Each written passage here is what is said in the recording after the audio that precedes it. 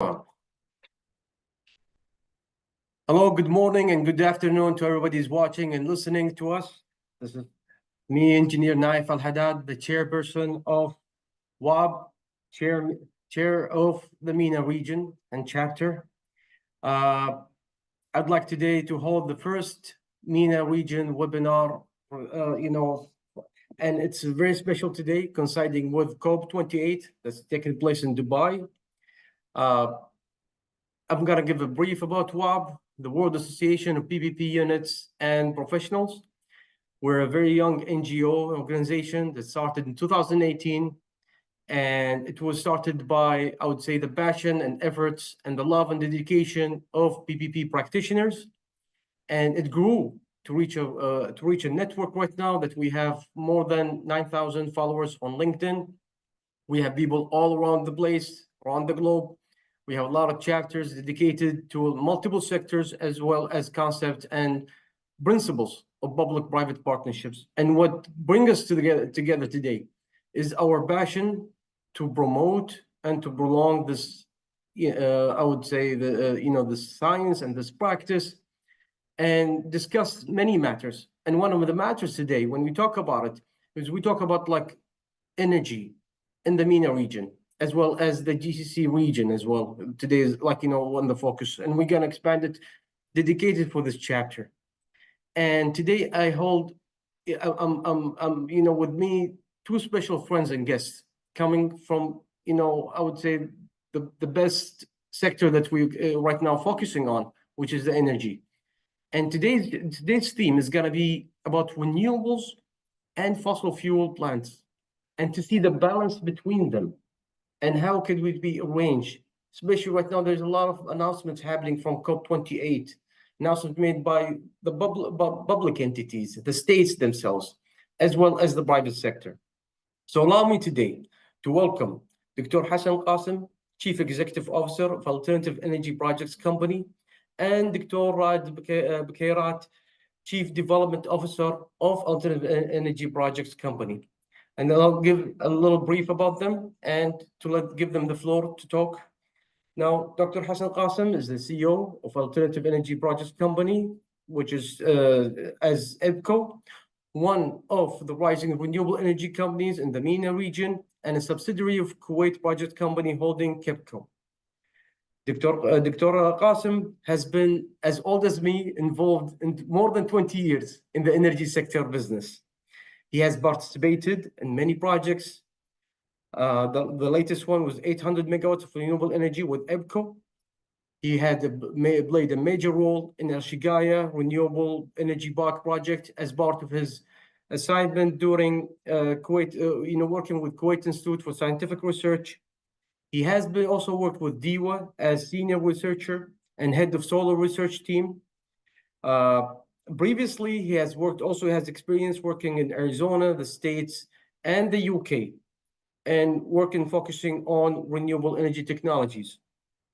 He holds bachelor's, master's, and PhD in electrical engineering. I'd like to welcome him as well. He's a great friend, and he's an expert in this field.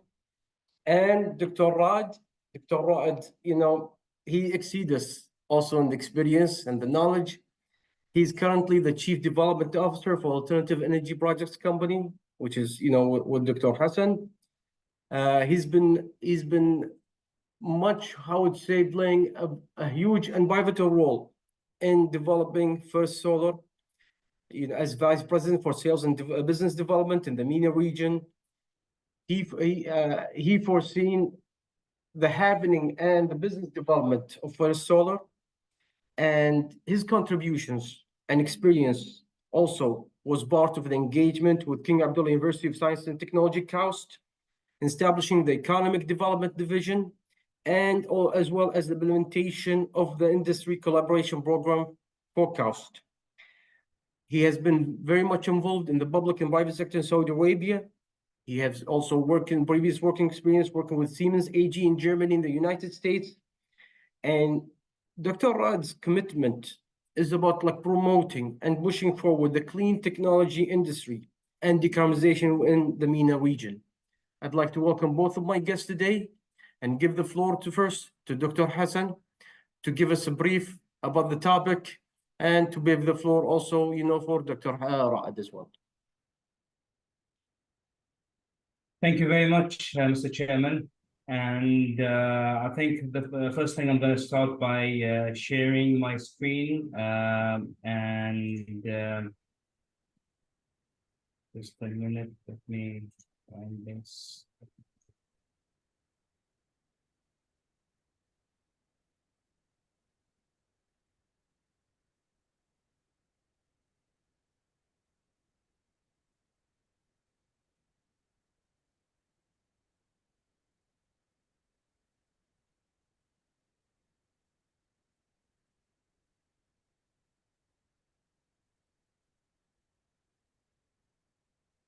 I think I'm sharing the wrong screen, maybe. Can you see my screen now? Yes. Okay, good. So I'm going to start with a quick review about who we are. AEPCO, or Alternative Energy Project, is a Kuwaiti-based specialized renewable energy developer. We are a subsidiary of KIPCO, Kuwait Project Company Holding, which is one of the largest conglomerates in the region. The company, the group varies from multiple sectors in finance, media, manufacturing, and recently energy as a new addition to the group. The group is more than 60 companies and more than 16,000 people around 24 countries. We are a firm believer of the sustainability and the reliable energy are part of the human progress, which advance economic growth and public health, safety, and above all, quality of life. A quick overview again about us. We've been into the markets for like 7 years as of now. We completed more than 54 projects and more than 800 megawatts. We are closing actually to 900 by now. We have been working with multitude of big developers, technology providers in the market as we speak. Our business model is simple. We help clients decarbonize their energy, basically. So that's main target, and this is we do it by providing clean energy that provide financial viability and support our client ESG mandates and provide energy security as well. And we covers multiple areas, so we are mostly a MENA region provider, which are not limited only to one zone. So let me go really quickly over the topic of renewable versus conventional. Before we go that, it's very important to understand the global carbon cycle, because this is where really it gonna falls to.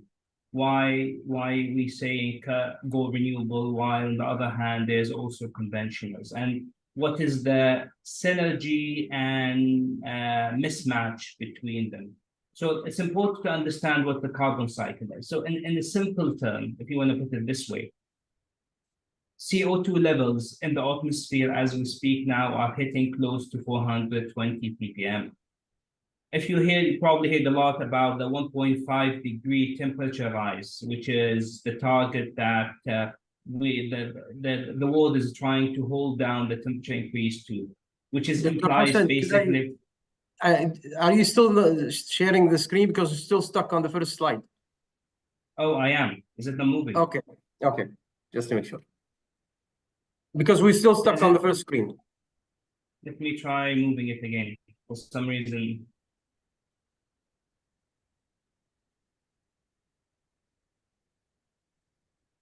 Can you see the other screen or not? We're still on the first slide. Okay, let me try to unshare and share again.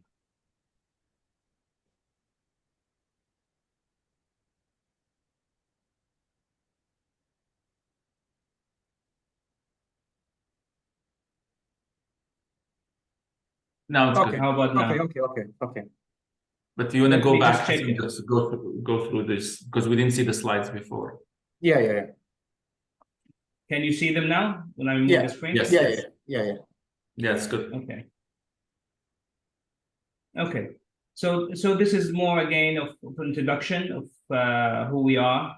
just going to go over them again. And our partners, project completions, and then again, our business model where we decarbonize basically through clean energy, financial viability, ESG provision, and energy security. And this is where we actually active at in the region around the world. So let's go now to the global carbon cycle and the CO2 level. It's a very important point to understand that CO2 level is one of the main triggers that been set as a target in the decarbonization and the war target. And it's what's being discussed now, even as we speak in the COP28. The current target are closer to 420 ppm. The world is trying to stop the increase of temperature and make it stay. Now, if it goes up, it will not come down. This is a thing that everyone needs to understand. And it's very important to understand that a 1.5 temperature raise implies 430 ppm, while 2 degrees implies 450 ppm. The margin, forget the errors and the margin is there, but this is highly contributed to fossil fuel account for more than the CO2, for most of the CO2 emission. This will lead to land use change, and also important of that, biosphere and oceans are major sink, and then the rest will go into the atmosphere. So the trend is being clearly identified as measurement as we speak. If we're going to look at the global market, there's a clear indication around the world that energy consumption is increasing significantly. There's a different segment in the world where we're going to speak about them, where energy demand has been growing more and more. China is foreseen to be one of the major players. US, China, Europe basically are the major players around these segments. We're going to look at the CO2 emission from fossil fuel is heavily skewed toward China, United States, and then everyone else plays a different role into that equation. If you look at the cumulative from 1985 until 2020, you can see that other than the rest of the world, the highest is actually United States, followed by Europe and then China. So the predominance is basically of the coal and the large share of the heavy industry of China is what plays that major role in the CO2 emission. But if you look at the cumulative, China is actually surprisingly is less than the rest, which is an indication that there is a shift in the way they are at least depending on coal for the generation. If you're going to look at the pledges, you probably have seen different pledges around the world where everyone is stating that they will hit by 2060. That's what they call them, 30-60 targets pledges, because there's an intermediate target at 2030 and then a final target at 2060, where many countries are pledging to reach zero, basically, emission or new carbon neutral by 2050, 2060. So there are multiple different scenarios around the world that indicates different approaches, but it's really has different changes in policy, not only China, even around the world. Even though there's no clear blueprint or roadmap on how to get there, but there's always a different hypothesis and of the different mixes and matches. Should we go fully renewable? Should we go hydrogen? Should we go batteries? Will conventional still be part of the equation? I mean, it's clear that coal and fossil fuel-based energy generation are a major role into playing this. But you can see that even if you go at the transmission section, transportation section, is being shifting to EVs rather than the conventional one. So what's been clear so far on the market and under even different scenarios, that gas is one of the major player to play under a huge under pressure, that it will play a role in the carbon-based fuel in the incoming countries. What's clear that even over the next few years, under different scenarios, gas will still play a major role, although it is expected that its role will shrink until we hit 2050. Of course, this varies, depends on the scenario forecast that others may follow. An important thing to understand that this gas only can work if it's coupled with the carbon capture units or CCUs as a key technology that can extend the role of gas and provide investment security. So if you're going to look at CCUs, is recognized as a critical technology to achieve net zero. Many different scenarios has indicated that 70% of the gas consumption will be utilized with CCUs. 10% of the total primary energy supply will be using CCUs technology by 2050s, and that's one of the main ways to reach net zero. Now, having said that, this has put a lot of the IOCs under pressure to move to that segments, even though the commitments they made as of yet is not reaching up to the total expanded consumption that they have to reach up to. So coal, oil, and gas will continue to generate massive cash flow for these companies. But the question is, what will be the investment? Is the investment in the coal business as rewarding as it used to be? And it seems that it's quite questionable as time goes on.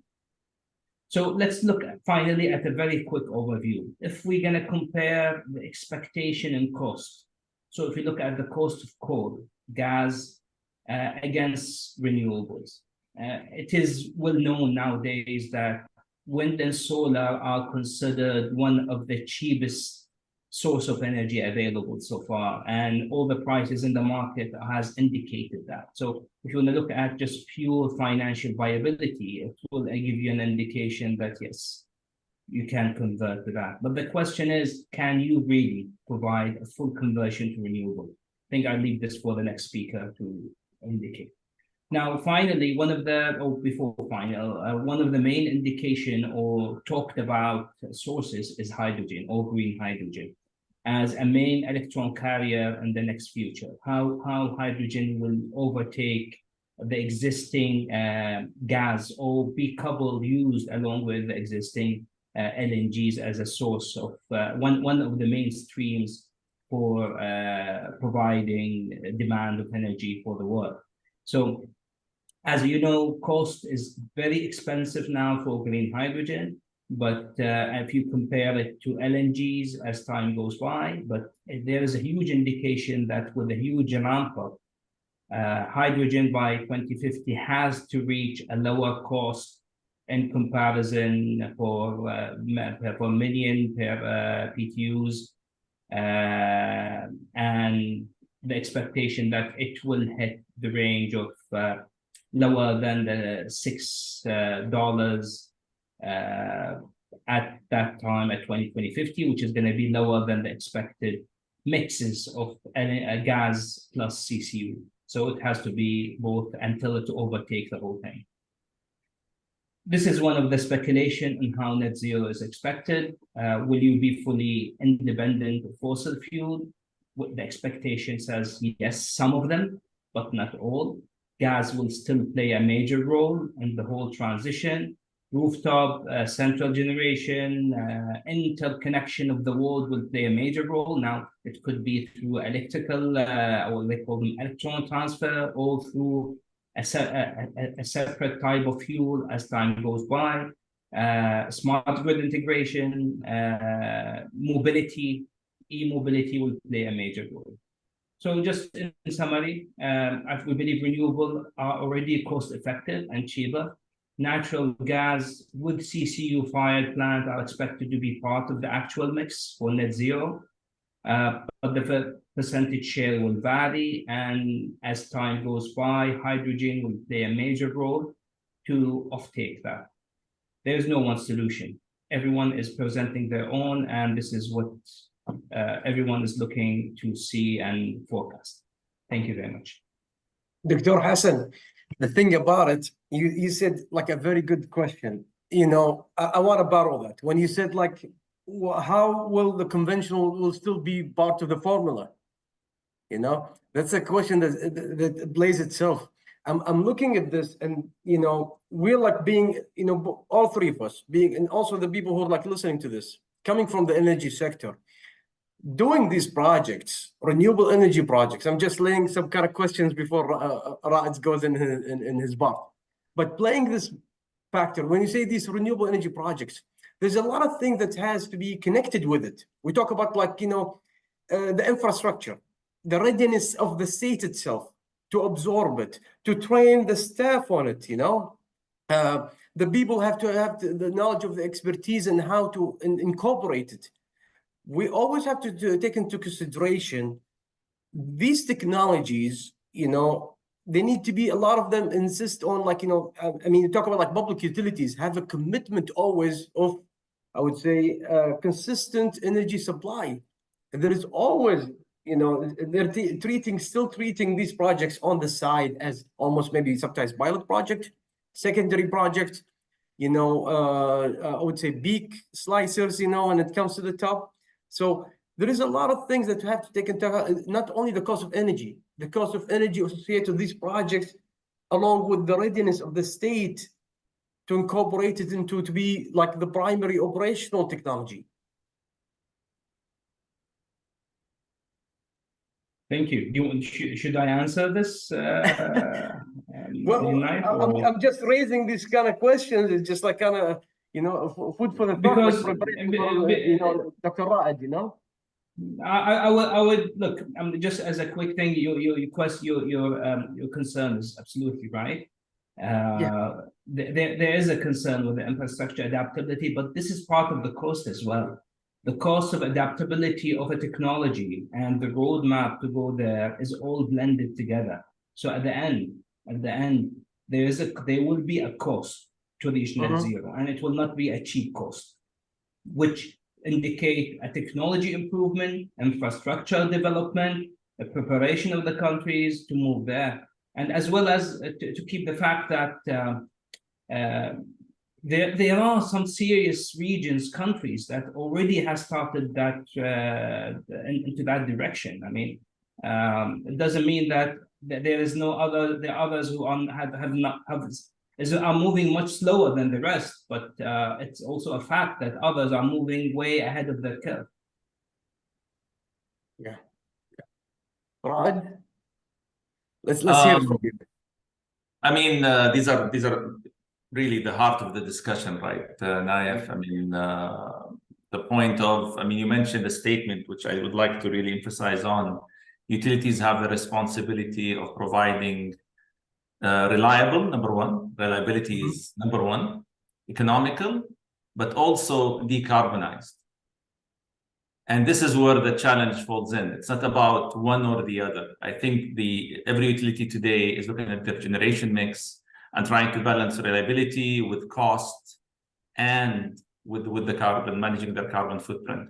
And this is a challenge because you're talking about the conventional fleet of using liquids or using natural gas without any carbon capture, without even sometimes, you know, open cycle gas turbines plants. I don't know if there are any still in the region. And how do you transition that into the future grid, if you will, where everything runs on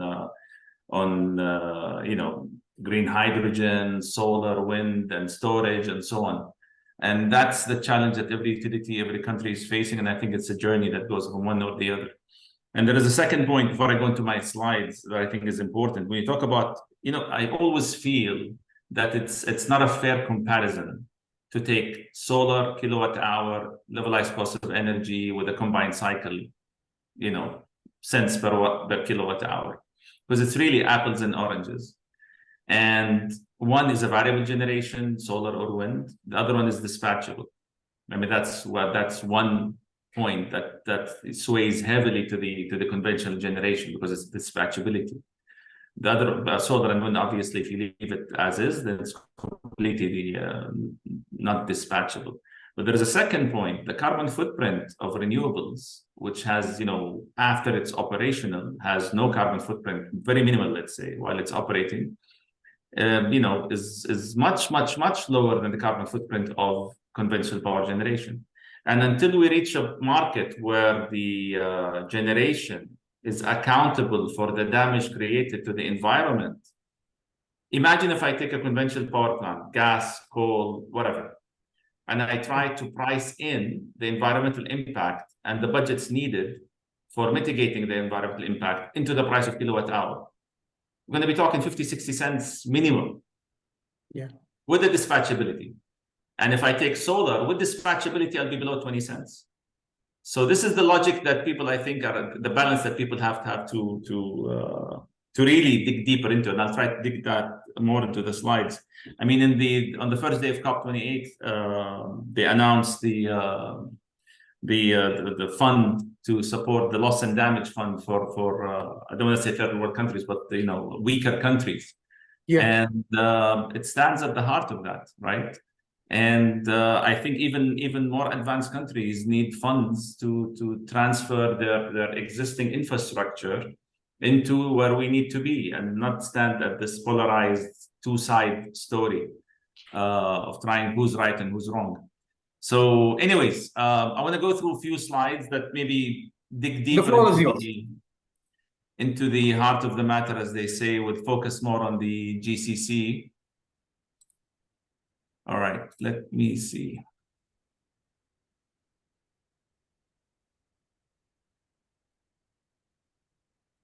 You can see my slides? Yeah, with the first slide right now. Okay. All right. So, of course, first of all, I would like to thank you for the invite, Nayef, and for WAPPP for the opportunity. I would like just to build here, maybe for the discussion, and build on the points highlighted by Dr. Hassan. If we look at just starting from a global perspective and what has happened, because this is an important point. I often hear that in the Middle East or in the GCC in specific, we are doing amazingly well because we have all these gigawatt projects. And we're really advanced in our carbon mitigation. The truth of the matter, that's not really, we're doing great work with big power plants, but it's really a portion of what we need to do. Globally, if you look at power generation, in terms of it accounting to the final energy consumption, power generation is less than 20% of the total final energy consumption. This is on a global scale. It varies from region to region, but you can say it's between 20 and 25%. So all the decarbonization, all the solar and wind that we are deploying in the power generation sector is only decarbonizing 20-25% of our carbon footprint. And even there, we're at 1%, not even, penetration so far. So this is one point. Then you have transportation, 30%, and you have also most of the energy is going towards heating and cooling and buildings and what have you. And if you look at the share of renewables, I mean, this is the good part. If you look at the picture at the bottom left, which is the snapshot on a global scale in 2011, we had almost 70% fossil fuel. That's normal, logical. We had around 12% nuclear, 16 hydro, and solar was only 2% with some geothermal and bioenergy. Take the snapshot in 2021, fossil is still dominant, obviously. We're looking at roughly 60%. But the nice thing is that, solar improved at least 8 percentage points. And the renewables crossed 10% in total.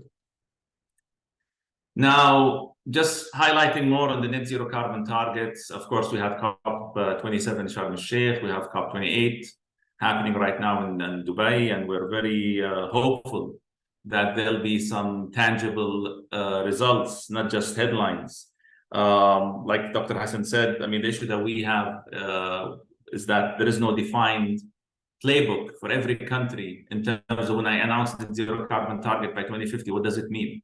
I can't unfold my card by 2050 and say, I didn't hit it and too late. I think we need a step function that goes year on year, if not having a milestone 2030 to see where we're at in terms of trying to achieve the long-term target by 2050.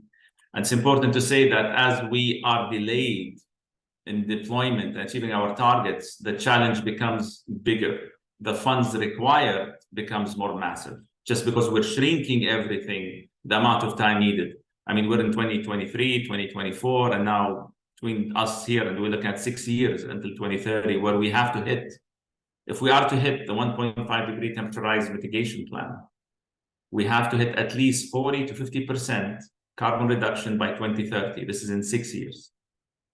Now, we sit here and look at the world in general, look at our region. I think you understand the challenge that I'm trying to emphasize on here. Now, in the region, the GCC in specific, a few countries already announced net zero carbon target. The first one was United Arab Emirates by 2050, Oman by 2050, Bahrain and Saudi announced a target by 2060.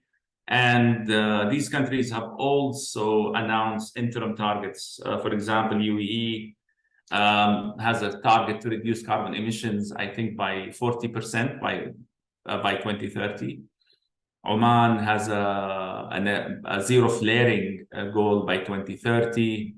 Saudi Arabia as well, they announced a reduction. They put it in million tons of carbon, I think 280 million tons of carbon by 2030 or so. And Saudi Arabia announced a circular carbon initiative, as well as the voluntary, they started actually, kicked off a voluntary carbon market in Riyadh. And I think we should talk about the role of carbon management, because I think carbon is the new gold, and carbon is the target to be eliminated, but we can use that as a bridge to finance the gaps that are happening in terms of technology adaptation, deployment that was mentioned just a while ago.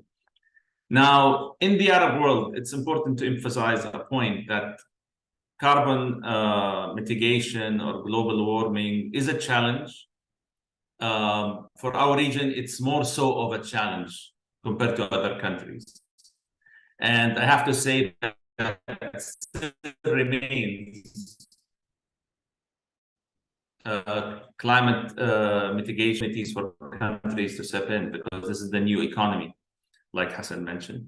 In the GCC, it's expected between now and 2050, there'll be a minimum of 5-degree temperature rise. We're talking globally 1.5 to 3 degrees if we're lucky and hit our plans. Even if we do the 2%, the GCC will see more than double that. And there are studies that mention in the summer days in the GCC, temperatures of 55 degrees sustained for several hours. This is back into the mentioned. Until today, most of the funds going to decarbonization, energy transition are falling into the energy sector. Rightfully so, but I mean, this is a point to highlight. 22% is falling into the agriculture and water sector. And the amounts needed for the Middle East, I mean, the MENA in general are quite significant. I mean, just Egypt, Iraq, Morocco, this ESCWA report, Egypt, Iraq, and Morocco need 425 billion just to achieve their targets, for example. And globally, I mean, COP28, there are discussions, we're looking at $120 trillion needed to do the energy transition by 2050. And these 120 trillions are pure economic opportunity for countries that take steps, leading steps into leading that transition. So in the GCC, talk about energy mix. We're talking about conventional versus renewables, and what is the current status. So currently, there is a big drive, or most of the generation, I'm talking about the power sector in the GCC, is driven by natural gas. Solar, we have, this is in terawatt hours. Solar, we have cumulatively less than 8 terawatt hours annual. Wind, there is only one project in Oman, and there is Dumat al-Jandal in Saudi Arabia. And there is another project around the Anbar area that's going to come online for wind, but still remains very limited. Mostly it's solar when it comes to renewables. Gas is the dominant one, as you can see. And we have nuclear mainly in Al Baraka station in Abu Dhabi, which I think they have more than 4 gigawatts online in Al Baraka station. And we still have liquids. I mean, other fuels, other fossil, those are liquids, and you can see the total. So in terms of numbers, we're still heavily dependent on fossils, mainly gas, which is a good news in of itself. I think every country in the GCC is following their own strategy to develop an energy mix, power generation mix that achieves the economics, the reliability, and the low carbon footprint. Saudi Arabia is clearly heading into a gas as the main base, with renewables, with a component of nuclear. UAE has different perspective. You have Dubai, which is looking at renewables, gas, obviously, but storage in terms of molten salt, and Sheikh Mohammed bin Rashid solar park, or in terms of hydro, in terms of Hatta project. Abu Dhabi is looking more in nuclear, obviously, and gas. And then you have Oman, Kuwait, Qatar are still, developing their roadmap. Oman is more upfront when it comes to renewable deployment. Kuwait, as we all know, is behind, but I hope this will change very soon. Qatar, obviously, they have so much gas. They're 99.999 dependent on natural gas, with some component. There's one project, 700 megawatt, that was commissioned recently, and there is another tender happening. So this is the current mix in general. In terms of just graphics, you can see Saudi Arabia today, about 70% gas, and they were still burning liquid and small component on the renewables. UAE has a higher dependency on gas. Qatar is totally dependent on gas for power generation. Kuwait, still there is maybe a 60% component in gas, and there are other still liquids and diesel being used for power generation, and with a very small component in terms of renewables. In terms of renewable energy targets, just highlighting, UAE has 30% by 2030, Kuwait 15% by 2030. I don't know if this number was revised to be 30%, maybe it will be revised in COP. Saudi Arabia has net zero carbon target by 2060, and I think it's very important. Every country in the GCC, in MENA, builds their ambitions based on net zero carbon targets, not based on the percentage of power generation renewable, because this is really, when we talk about renewables, it's only for power generation. And like I mentioned, this is only 20-25% of the overall carbon footprint. If you really want to achieve energy transition, you have to base it on net zero carbon targets. And 2050 should be the threshold, with clear milestones in between on how you're going to achieve that. And the market obviously is quite generous in terms of capacity. It's very normal now to see a tender of 1-2 gigawatts, be it in Saudi Arabia or the UAE, and hopefully in Kuwait. I just tried to summarize some of the what's happening, right? Do we see more tenders on conventional power generation or renewable? And as you can see, this is just a quick list of what's out there in terms of being current projects or ongoing tenders. And you can see there's a lot of thermal. Obviously, you have Taiba 1, 1.8 giga, Qasem IPP 1, 1.8 gig. And also you have ongoing renewable projects. In the UAE, you have hydraulic power station around 250 megawatt ongoing for Hatta. And there are, completing the phases in Sheikh Mohammed bin Rashid solar park and so on. So it's really a mix of thermal, conventional, I should say, and renewable when it comes mainly for power generation.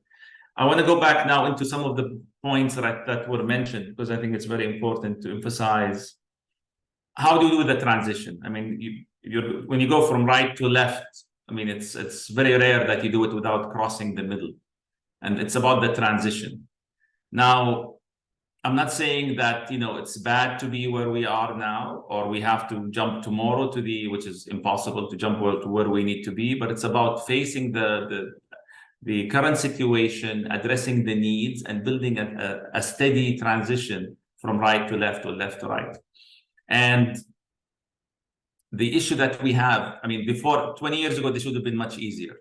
Now we have to be even more intelligent. We have to be smarter about it, because the time duration that we have, and Secretary Guterres from the UN said that the time is running out. We're all running out of time. And we already crossed a threshold of 1.2, some people say 1.5 temperature rise even. And at the roadmap we're on right now, we will easily be above 3% temperature rise on average by the end of the century. And you can imagine, it's not a linear function, right? 3 degrees may not sound like much, but everything we see around us is roughly 1 degree rise. And it's gonna build up very quickly. So back to Saudi. Saudi is the biggest market in the GCC, obviously. They have massive targets for power generation. They want to deploy 60 gigawatts roughly of renewables by 2030. it was announced Saudi Arabia will hit 50% of their power generation, depending on how you read the statement, but roughly 50% from clean energy sources, which actually, if you do the math, even the 60 gigawatts will not be enough to achieve that. Saudi Arabia, through Raed Bkayrat, I think that more than 12 gigawatts have been awarded today for projects, and maybe, I don't know, 1 to 2 gigawatts are coming online as we speak, already online. The green hydrogen mandate, like the project in NEOM, will add more gigawatts just dedicated for powering electrolyzers and creating green hydrogen. There are other initiatives as well in Saudi Arabia around that, but I want to highlight a point here, and this goes into generation planning. I mean, utilities obviously they're still trying to find proper ways to integrate more and more renewables into the grid. And it's always been discussed. I recall when we started the projects in Saudi more than 10 years ago, people immediately saying, oh, the grid will be, out of control. This is variable generation. We need to put storage in every watt of variable generation. We have to add the battery. And lo and behold, we have gigawatts online and the grid did not collapse. But there is a point to emphasize here. Again, taking Saudi Arabia as an example. The topic of peak load versus energy demand. Generation planners in the GCC are mainly driven by peak load not meeting energy demand. And this is mainly due to the fact that you have a huge variation between the average load to the peak load, or the peak load in winter to the peak load in summer. We still have that variation. It's roughly double in many of the utilities. And when you are driven by peak load, you're just trying to mitigate, to have that extra gigawatts between your actual load or your actual peak load and the available generation capacity, which only happens for a few hours per year. So if you look at the numbers in Saudi Arabia, and the rate, and the second point is the rate of growth that is happening. I mean, the cumulative average growth rate sometimes hits, high single to low double digits. Saudi Arabia, if you look at the snapshot in 2018, 2030, peak demand, 61 gigawatts, expect to hit 85 gigawatts by 2030. Today, Saudi Arabia is more than 65 gigawatts in terms of peak load. Load factor, if we take the average load divided by the peak load, I'm barely around 50%. So in a simplified way, 50% of my capacity has very poor utilization, or no utilization when you look at it that way. And the energy consumption obviously also has a massive growth rate. So this is the point where we always say the best way to reduce your load, which is driven by buildings, driven by air conditioning, which happens between 11 a.m. and 2 p.m. or 3 p.m., is by deploying solar technologies. Because that effectively mitigates or manages the peak load, and it delays or prolongs the need to add another peaker plant. And we were adding really peaker plants to in the range of 1 to 2 gigawatts, only to meet that few hours of that load. When I shave that with solar deployment, for example, I'm prolonging the life or the duration when I need that plant. I'm increasing utilization of existing assets. So these are just a few points. I don't know if I took more time. I think this is my last slide. I'll give it back to you, Naif. Wow, I'm looking at the numbers and the plans. I mean, even today, just we made an announcement even in Kuwait about like qualification for 2 independent conventional water desalination power generation plants. And we're looking at the plans right now. And my first question comes is like, and when you talk to, Raed, about like I would say the alignment priorities, right? We talk about like cost, we talk about like, delivery of meeting demand, as well as decarbonization. Now, my question is both for you guys. Can renewable plants as projects, can they slow down the need for conventional to reach a net zero of like, decarbonization? Now, if you have to understand, you have 2 guys that are pro-renewables, so our opinion is biased. So. No, but like if you look at it this way, I mean, like there is a COP28 that's happening, and there's commitment, and then like there is a growing need. I mean, like the thing is about it is that there is sometimes a conflict of arranging priorities. About like, you know, we talk about like urbanization development and the need for supply, and the same time, like I mentioned before, like which is we talk about like maybe the semi-hidden cost of how to absorb this technology, integrate it within our core as a state infrastructure, you know? Sure, sure. I mean, let's discuss this point. I think this point is important. There is a point that also we have to understand. There is a coupling in the GCC between power demand, energy demand, and water demand. Yes. And it happens a lot when you have cogen combined cycle, that in the summer in the GCC, when, you know, all the expats, you know, are not there, you have still high power demand, but you have, you know, low water demand. And how do you manage that? So what we see now, there is decoupling between the water demand and the power demand, and new desalination plants are mainly driven by reverse osmosis as being driven by thermal. So because that reverse osmosis is just electrical load at the end of the day, so you can really utilize that that point. And in winter, obviously, you have high water demand, and you have low power demand, and you have to fire, you know, gas on boilers to keep up with the water demand when you don't have enough wasted heat, if you will, for power generation. So you have that imbalance between the two. So when it comes to renewables, prolonging the life and improving utilization of assets, that's a true statement, but it comes with caveats. If you look at the peak, the timing of the peak in many of the utilities, it comes at a late afternoon, early evening. That's true. If you do a plain vanilla solar, for example, wind is variable, but wind comes day and night, and wind generally is a lot more severe in terms of integration to the grid compared to solar, because you can have peak wind at 2 a.m. in the morning. You don't need it. And you know, very low wind, almost no wind at 12 or 1 noon.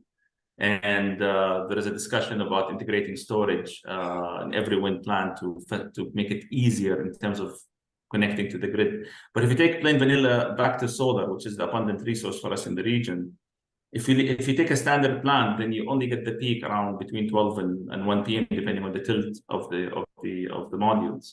But if you try to integrate technologies like single axis tracking, if you try to integrate ways where you add a small component of storage without majorly increasing the total levelized cost of energy, you can make that solar plant much more beneficial to the utility in the hours where they need it the most. See, any utility in the region, you tell them, do you have any issue between 12 midnight to, I don't know, 8 a.m. in the morning? No issue at all. They can run the base load, be it nuclear, be it gas, no issue at all. But during the day, they have certain windows where they need the power, and they're running very short. And here it comes the point of dispatchability, generation planning. So now if you ask, can renewables really slow down or replace? I would say yes, but there are certain steps that have to be addressed to reach that point. And when I talk to planners, even today, I mean, this was the argument years back, but even today, they tell me, Raed, oh, you shouldn't be happy with this 2-cent tariff on solar. And I say, why? 2 cents is very cheap. Your cost of generation is 8, 9 when you do all in. Saying, no, that's not the case, because for every watt of generation of solar, because it's variable, I have to put, what do you call it, spinning reserve, matching 1-to-1. Yeah. And I always come to the point, you are masking a gap when you do that. You are masking the weakness of the grid, with all due respect to all system operators. It's very easy to say, you know, the sun is shining, I have 1 gigawatt of solar from different plants on my grid, I need 1 gigawatt of spinning reserve. And you're burning fuel just because the solar might change, and then you can cover it from the spinning reserve. Reality, this is not proper utilization of solar onto the grid. Now, I agree with the statement that how can I rely on solar as a dispatchable generation when I try to do the design for my next day generation to meet the load? That's a very valid point. But if we look at the solar generation in our region, it's highly predictable. if the prediction in terms of solar generation for a solar plant, you can be, I don't want to say 95% plus for a day ahead or an hour ahead. You can even be better than that. You can be at least 80% plus. And if the projects that we have, the tenders, the PPAs that are being tendered right now, try to add a bit more intelligence into them instead of just copy pasting what other countries are doing. And there is some evolution, but I think we need to really stop and make the jump where you can add forecasting as part of the service provided by the developer. And you can even begin to add certain time of day where you want committed generation. I'll give you an example. Let's say Kuwait wants to tender 1 gigawatt solar plant, all right? And I'm a developer, I want to bid for this project. And in the PPA, it says, you know what, this is a 1 gigawatt nameplate. So I have to build the substation, transmission line up to 1 gigawatt, but solar obviously is 0 at night, and it grows up to 1 gigawatt, and it comes down again. And the PPA says, you know what, between the hours 2 to 3 p.m., I want this plant to give me committed 200 megawatt. If I go with the statement that we just said, that 1 gigawatt plant, somebody in the dispatching power generation will do spinning reserve 1 gigawatt. Yeah. But with this current logic, come and say between 2 to 3, I have 200 megawatt committed. If I accept the logic, that spinning reserve should be 800 because I'm liable if I don't do the dispatch power generation. Now, if you make that statement on any designer of any solar plant of 1 gigawatt, they'll do it. They'll commit the 200 megawatt in their sleep without any storage, without anything. Because if I do the energy prediction for site in Kuwait or in Dubai or in Riyadh, I can do 200 megawatt 99% of the time throughout the year without needing anything. Now, it's the operating philosophy. Yes, but we have to address that. We have to address that. That's the point. Yeah.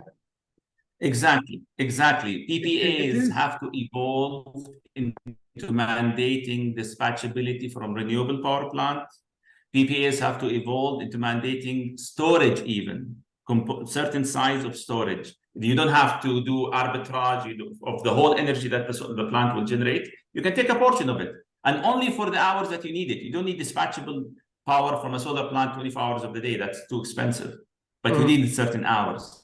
I think this step is needed to reach as we transition into a dispatchable clean energy source. Dr. Hassan, what do you think right now? You're heading alternative energy projects company, and you're dealing with utilities right now in the MENA region. And how do you get the sense from these public utilities on how, I would say, to utilize these renewable energy projects? Is it the primary or is it the secondary? And how they're integrating it within like the operating philosophy? I've worked like for 10 years in the control center, and I know the focus. I know the thing is about like this. The utilities is always thinking about like the sustainability and delivery of supply to meet the demand. But then, like, you know, we talk about like a new philosophy to be integrated within the operating regime of the, you know, electrical grid. Okay. So let me take a step back and tell you where the mismatch is. Utility is utility. The end delivery unit or product is energy. So either it came from renewable or it came from non-renewable. The end delivery is what they're looking at is deliver the dispatchability of energy to their end client. As Raed clearly said, what's important is initially was dispatchability and reliability. Then came the last factor, which was due to the current environment segment, and it became an issue, is decarbonization. And that's how the third wheeler came in. Initially, the main thing is, and one of the main issues initially was that renewable was always linked to decarbonization. And it's always been known that renewables has issue with dispatchability, and that's where was the case. The market itself always, where you can see a clear, fragmented opinion, was not really on the utility segment. It was on the oil and gas provider. they always saw renewable as a risk to the market, and I've encountered this many times. As in their opinion, always we are a threat to that market. Renewables will slowly overtake the conventional oil and gas market. So if you're going to take that from a perspective, there is an element of truth to it, even although it may not happen now, and it will be only limited to the energy fuel part of that segment, and that has already been happening in the mobility segment. Mobility is the world is shifting heavily toward EVs, even though that means higher, more, bigger energy demand infrastructure that need to be developed, but that's how it is. Now, if I'm going to look at utility now, forget the fuel provider, the oil company and the fuel provider, which have always been addressing the market as a risk, but there's nothing to do about it. Now, IOCs are more affected than NOCs in a sense, because IOCs deal with the downstreams more than upstreams as much as the NOCs, not always, but most of the time. And on the utility segments, as Raed has explained clearly, the energy, the product delivered is energy. Now, renewables have been, and just to emphasize on the point that the renewable segment or technology or philosophy of dispatch is not something new. It's been in the market for the last easily 14 to 13 years and has been developed, matured. It's new to this region, if you want to put it this way. It's very new to this region, as it's we are a late comer in adapting this. I will not call it a philosophy anymore. It's a technique, it's a method, it's dispatchability of that. You can see some countries where they deal smartly in a very smart way with demand and dispatch of energy based on many different approaches. You have the spot market, you have merchant market, and there are many other ways. A peak demand shift, you have, as Raed was suggesting, one of the typical methods I've seen multiple times is having different segments where load need to be priced, which affects the time where client consume loads, and it's the same time applied as a philosophy from the consumer, the generation part of the segment. So what renewables needs, and from what we are seeing, just to summarize this, renewable eventually, as where the world is going, renewable shares will increase.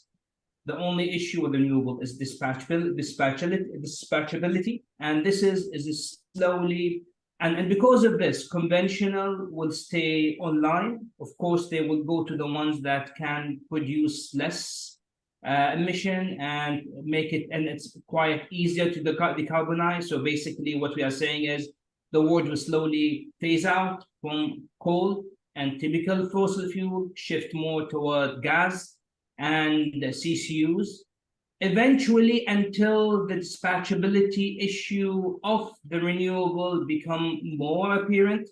And there is actually multiple world scenarios showing that, where that dependency will become less and less and less. And there again, there's no one equation, there's no clear blueprint in how that is done. Some of them are stating a huge mix where nuclear may have to come back online, a huge dependency on gas and CCUs, and hydrogen, where others are putting a lot of emphasis on storage plus green hydrogen until the market goes on. But the end target is to be less dependent on conventional and reduce carbon emission. Thank you. Now, both of you are from the private sector, and you guys are engaging in the MENA region projects. How do you see the private sector? I mean, today is a WAPPP event. It's a World Association of Public-Private Partnership Units and PPP professionals. We'd like to see how the private sector can play a role in the decarbonization and reaching the targets of these countries in the MENA region. And how do you see that your contribution towards it?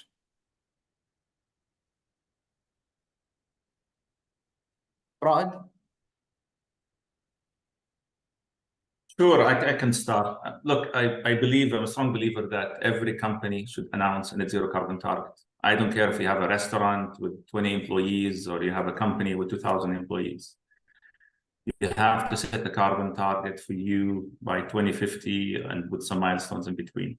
The private sector is going to be pivotal, obviously, in helping governments achieve their goals, because as we know, you need the equity from the private sector. You need it's a partnership, right? You need to de-risk the project from the government side, but you need the actual implementation and financing and execution and management from the private sector.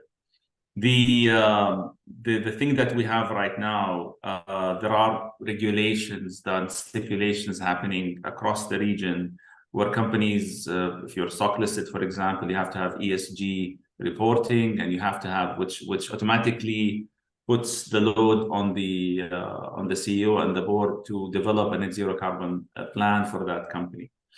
I think this step will really engage both private sector and public sector and help everybody reach the common goal of achieving a net zero carbon target. This is how I see it from my perspective.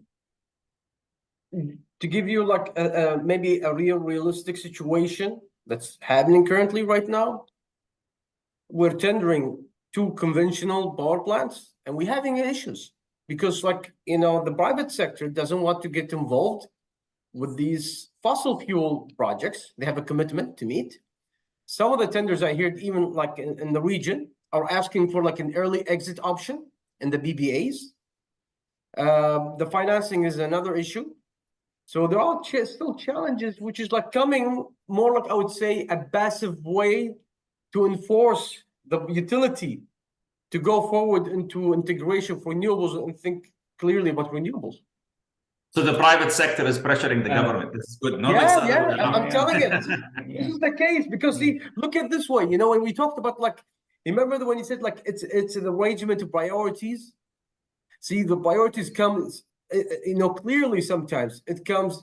And today I'm talking about like as you know, as chair of the MENA chapter. I'm not talking like representing any public utility. You know, we talk about like the arrangement of, I would say, the cost and the priority, the obligation to deliver, you know, demand. It comes at first and you know, at most. But this is a good point, Naif, if you allow me, just on this point, because you have to take perspective from both parts. So you have a tender, let's say 1 gigawatt combined cycle power plant, natural gas, and you have mostly international bidders, obviously, saying, you know what, I need an early exit, have net zero carbon target. I mean, these plants live 20, 30, 40 years, but I cannot, beyond 2030, I can't do this, but I can do it till then. Obviously, they cannot bid without seeing that clarity. And for you, as an entity, you know, managing the tender, it's hard, you know, to manage that expectation. So if you come and say this combined cycle, like Dr. Hassan said, you can put carbon capture, for example, on a combined cycle gas power plant. It's a significant cost adder. It's a CapEx and it's an OpEx. Now, depending on the fuel, who's providing the fuel, take or pay or whatever, if the cost of generation was roughly between 4 and 5 cents, just on a standard combined cycle gas, when you add the carbon capture, it will double. Yeah. Now, as a government, you come to the electricity ministry and say, yes, I'm giving you, you need 1 gigawatt, fine. I'm giving you dispatchable 1 gigawatt and it's clean, but it's 10 cents. That will increase the cost of generation that the government is hoping to drop down. So how do you address this gap? Now, the private sector will give you whatever you want to, a single cycle, combined cycle, you know, carbon capture, but obviously we're all heading in the clean direction. How do you cover that delta? This is the point where we need to discuss carbon tax and the carbon value. If there are funds, I know the word tax, people don't like to hear the word tax, but tax can be positive depending on how you deploy it and how you utilize it. If there is a fund set by the government to say, you know what, tender this 1 gigawatt project and put carbon capture and the delta in the CapEx, at least, forget the OpEx, I'll manage it from this fund, which, by the way, you'll pay it back, but at a very, very low rate and maybe at a higher, longer tenor over the life of the asset. That could be a way to do it. It's just a matter of trying to be a bit more proactive, more innovative in terms of policy and connect the dots. If you sit alone as a tender and you're talking to Korean, Japanese, whoever said, I want to do carbon capture, your cost just doubled. Nobody will like the result of the tender. That's So how true. do you address it? The only way to address it through carbon tax. That's how I see it, or something equivalent. Can I just have an input on this as well? This is actually we've seen this happening, and I hear actually this complaint not only from the conventional utilities. I've heard it also from the oil segments a lot. Oil investments are actually suffering due to the fact that nowadays international funds are heavily biased toward renewables, decarbonization, and even if you want to attract international funds to come in to invest in utilities, unless there is a clear mechanism for either decarbonization or support for renewables, or I would say not even as a technology, as a mechanism to allow a clear decarbonization, then you will be very hard pressed to find anyone to fund you on this. This has been, and I think this mechanism has been implemented on purpose, and that purpose is to, well, in a way, I would say it is to enforce everyone, private sectors in the lead, and the government entities to head toward decarbonization, which means cost of energy will be expensive. Now, either if you go toward conventional or renewable, the balance will be the same, but the cost has to be the same as well, which means that, as Raed was saying, if you go to conventional, if you want it cheap, you'll get it cheap, but you still have to pay back for your decarbonization in one way or another. Yeah. Either if you're going to invest directly in the technology yourself and implement it yourself, or you seek other, I would say, approaches, methods like carbon trading, sub-carbon management. If you go to the carbon trading clauses, there are other clauses related to renewable certificates, for example, trading or sub-trading between countries, between others who do renewables and trade it there. The end result, you will end up with also more expensive source of energy than what you used to pay. And by the way, this thing has been indicated everywhere, that due to decarbonization, the cost of energy will not go down. Actually, it will go up for a while until the market reaches a much more upper scale in the technology where the cost will slowly go down. So it's a penalty we have to pay. In a summary, it's a penalty we have to pay, either we like it or not. And as a private sector, and as the world is heading, they are emphasizing this point that if you want cheaper source of energy, you can get it cheap on one way, but you have to pay in another way. And that's, by the way, many. Go ahead. Would you Arabia, that way. Sorry.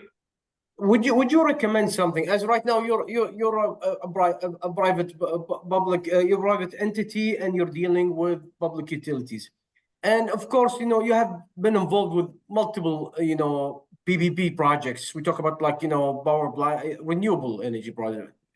That's your specialty. Would you recommend for somebody who's using right now an ongoing operating renewable energy project to take it as, I would say, go back to the drawing board, to their philosophy in operating their grid and system, and tell them, well, why don't you push this renewable PV or wind or CSP to be the primary source for your demand, the meeting requirements, and keep this operating reserve or this conventional in the background. But that's how the concept is, Nayef. That's always the concept, how the but concept. we talk about That's the dispatchability control. Yeah, but that's where dispatchability control is. You will always dispatch the cheapest source first, not the most expensive one first. And that's, again, goes back to the approach, the method, and the strategy of the dispatch on the control center. Now, having said that, you need to have also the infrastructure that support that dispatchability. And that's why when I said, and if you go to different regions, merchant market, for example, is being adopted because it allows a much more easier approach for controlling dispatchability from both sides, from demand or supply. And but nevertheless, even though saying that, you can still control that based on many different methods. But that has to come from the strategy of dispatch, control, and management that the utility are usually govern or managing. But is it doable? Yes, it's doable. Is it the right way of doing it? Of course. I want to consume as much as possible the cheapest sources, and unless I have to maintain my minimum generation from the most expensive one. And that again goes back to the type of energy I'm dispatching. Do I need to keep a minimum load curve? Do I need to have more of a spinning? And you know how it is. But that's been done in many different places. I have a question that's in the chat before, like I just like we close with the final, like the final recommendations.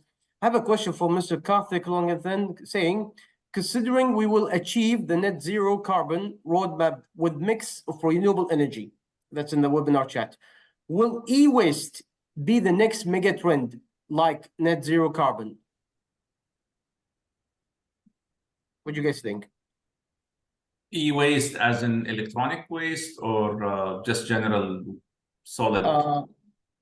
Karthik, would you just please type in and clarify? We talk about like e-waste as like electronic waste.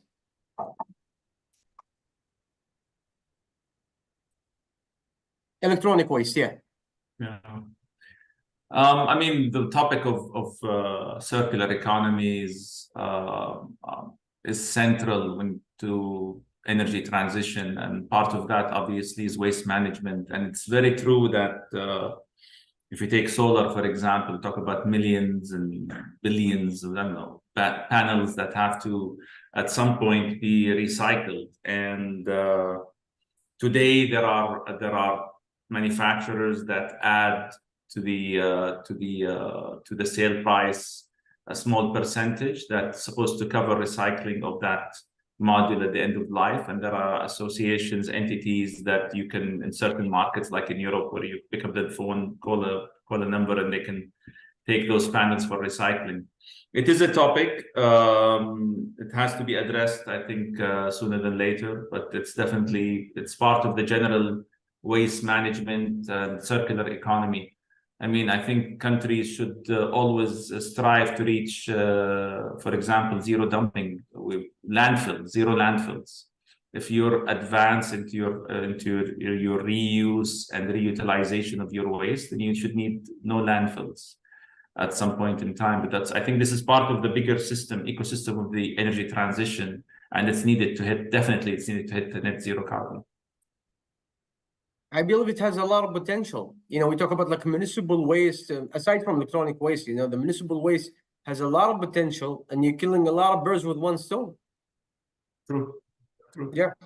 I have just final question before like anybody has else, like, now you've seen, the targets that has been, I believe there's also like reiteration of targets being made for COP28 right now for the GCC countries and the MENA countries region. What would you give as for recommendations for the way forward right now? Policy, we talk about like operating, we talk about like, for those decision makers, talk about like, your counterparts in this region. Go ahead, Hassan. Hassan. Well, look, the targets. What you meant as local advice, suggestion, or worldwide as part of the COP and expectation. Can you just I'll talk about like generally from the region? Talk about like from your perspective what you're seeing, okay. And when you see the trend, and in comparison when we talk about like conventional renewable and how to mitigate, since like there is announcements, but there's still announcements being made about like conventional projects being just still tendered at the same time. Okay. Look, I think the world are much more. They have much more clear view on what is needed, and climate changes are something true. They are. I mean, they are not they are factual, and they are not some fabricated fantasies or some claim that they are. And us seeing the change in the world, we have to be clearly understand that the shift to a cleaner source of energy or decarbonization is a must. Educating ourselves, understanding clearly that this shift is needed is quite important, because having known that all of the decisions that we end up making or influencing others to make that decision comes from our own internal beliefs. And other than that, it's just goals, action, follow-up, metrics, and then again, follow-up, checking the goals, and there we go. That's how it is. This is how, as simple as we look at it from a top level, where every time you set up yourself a new goal and you try to achieve it, next year you go ahead, you check your metrics. Where did you stand? Did you went further ahead? Did we achieve it, or you have to move further ahead? And there you go. And this is literally what's happening in COPE. That's what's COPE about. COPE basically evaluates last year targets based on the initial agreement, and then it follows up and re-emphasizes where we are, what we need to do, how far we went ahead, or are we lagging? And based on this, sets a new targets and new goals. So everyone, I think, have to look at this a bit more seriously to understand clearly that with this regard, that we need to dispatch conventional, or we need to dispatch renewable, or we need to support new technology to come online, or we can have to shift or trade carbon as a way of solution to do this. The end result falls within the same pool of requirement that our Earth is in danger, and we have to move seriously toward really saving that. Otherwise, we will be just chasing after what is needed and what's conventional and non-conventional, renewables or not, and we're gonna totally miss up the bigger picture of the whole thing. That's my intake on everyone. Raed, any final comments before we closing down? I mean, just to add to that, like Hassan said, be it conventional or renewable, you really have to look at the carbon footprint. And by the way, even on the renewable side, you can emphasize the carbon footprint. You can demand things like energy payback, carbon payback in terms of avoidance of the technology that will be selected as a renewable. So there's carbon everywhere. We have to manage it. This is one point. My second point, and this is addressed to policymakers in our governments and so on. When I talk to people, decision makers, they tell me, well, I have to have a plan to announce a net zero carbon target. And I always say, maybe it's an Arabic thing. I have to know how will I do it, otherwise I won't announce it. And then my message to them, no one knows how to hit a net zero carbon by 2050, by the way. Take Japan, Germany, they know the 80%, and the last 20% will figure it out when we get there. But unless you start, you cannot move. And my message to our people, our decision makers, announce net zero carbon targets. And let's start the path and the journey on that direction. It doesn't have to be expensive, and it doesn't have to be a burden on the economy if done right. And there are ways to do it right. And there are even examples worldwide of things that support in that direction. My message to CEOs and board members, announcing zero carbon plan doesn't mean that your bottom line is going to be messed up. You can do it as such that you support the bottom line of your company, but the journey has to start and it has to be planned correctly. I think what you guys said is very crucial, because to play ball, there has to be two parties, right? There's two sides of the story. Not only two sides of the story, two sides to make this kind of, I would say, success: the public and the private, and they both have to be incorporate and work on together. And we see that there is, like, I would say, a common objective, a common commitment and responsibility, and comes with, the public sector has to be very transparent about, like, what's the upcoming for portfolio that has to be tendered as like a project pipeline. It has to be transparent on time and displaying. I mean, like targets could be announced, but then what's in that kind of pipeline to ensure that we would be hitting that target. That's like the aspect of the crucial part. And the private sector has also to, I would say, assist the public sector, you know, and I would say awareness, knowledge, energy transfer, like expertise in how to reach in that, because both has to be, like I would say, down the path to reach that kind, I would say, the win-win condition situation. Well, 100%. yeah, go ahead. Go ahead, Raed. In full agreement, Naif. I think you said it well. Well, gentlemen, I believe that we have come like to a close right now. We don't have any more questions from the, you know, I believe there's one. Nasser, could you? I think my colleague from MOB would like to intervene for a couple minutes. Nasser, go ahead. He raised his hand. Okay. Can you hear me? Yes. I think yeah, you can. Yes. Hi. Yes. Thank you very much, gentlemen. This has been really quite enlightening to someone who's quite a novice in this area. As Naif knows, my specialty is in social sector PPP, so I don't usually go into the energy and the renewables side. But one of the things, and excuse me if it sounds like a naive question, but from the little I know, with renewables, the way to offset the balance in terms of the cost is through these, like you know, carbon credits, etc.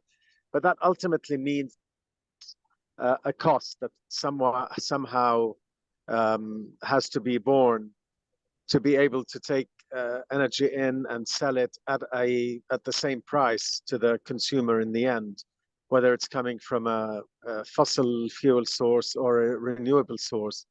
And at the same time, a lot of that the difference depends a lot on the price of the fossil fuel. So, you know, when it's at the $100 plus or minus mark, it's a very different ball game to when it's at a $50 a barrel ball game. I'd just like to get your perspectives on that, and like, you know, what is a break-even point? What is the cost that we're talking about, just in terms of ballparks?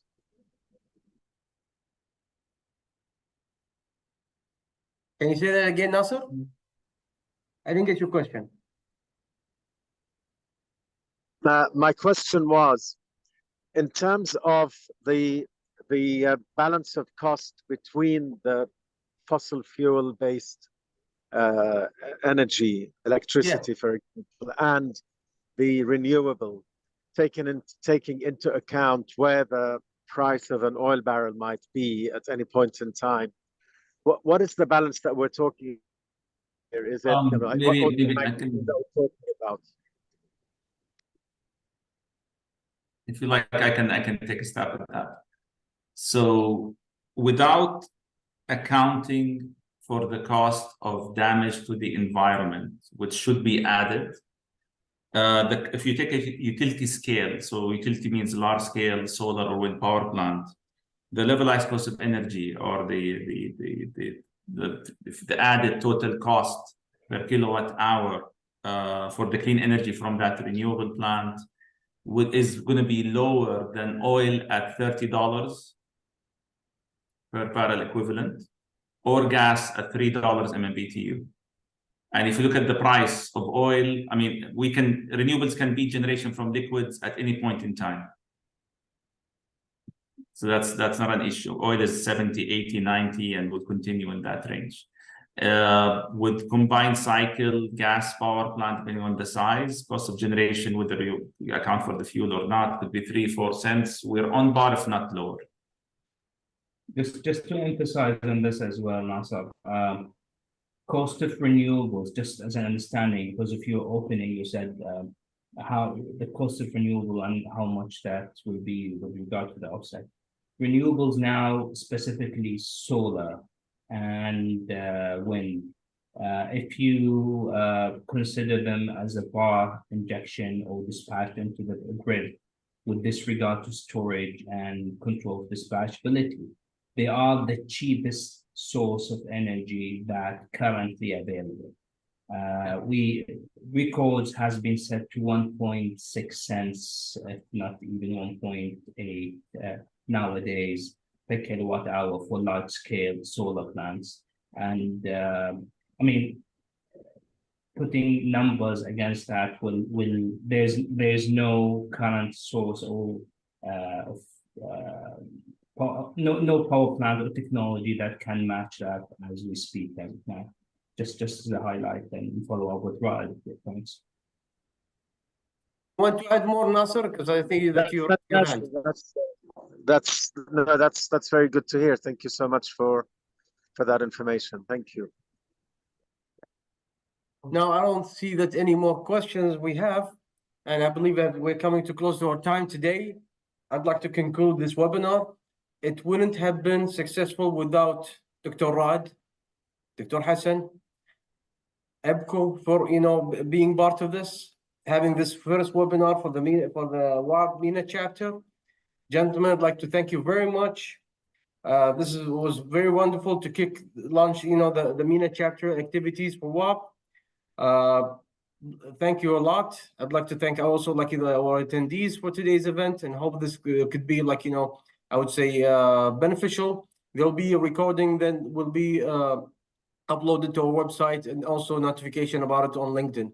So gentlemen, thank you very much, and wish you all the best. Thank you. Thank you. Bye.